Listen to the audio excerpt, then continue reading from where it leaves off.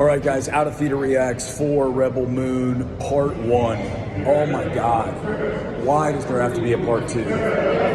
When you go into this film, you already know that it's hugely derivative of Star Wars, right? Just look at the poster here. So here's the poster. Look, here we go. Here's the assorted band of rebels against the Empire, the Nazi Empire. And then you get things, even in the poster like this one here, derivative of what? Heavy metal, right? I mean, the whole film is stolen from other projects we've seen before. I mentioned Star Wars. Look at Rogue One. This film is essentially a retelling of that, only with Zack Snider's artistic flourishes, which we all know, going back to, for me, obviously 300, but the Sucker Punch, right? A lot of this feels like that. You get so much exposition, and then you get those slow-mo punches and shots and people getting blown up.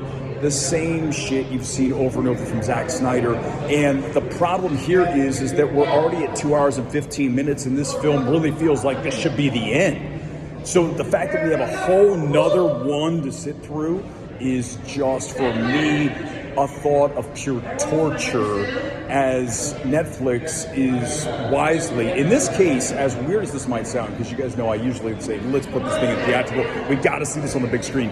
When you're talking about this film, when you're talking about Rebel Moon, I suggest that you don't put this in theaters, because everything you see here is derivative of those other projects. You've got some Avatar here, you've got so much Star Wars, and then you have characters that are hand-selected, almost like we need representation, right? Not almost, it is straight-up representation. We need this, we need that, we need this. Here is our group of rebels against the Nazi Empire. We've seen it so many times before. There's nothing original here in this film, nothing new that Zack Snyder has to say, and as such, it's a complete and utter miss for me. I can't believe I came down here to the Egyptian to see it, which is, of course, Netflix's big new theater, well, the old theater they renovated and have now showing their films. But this is a big miss. We'll talk more about it tomorrow night on MMT.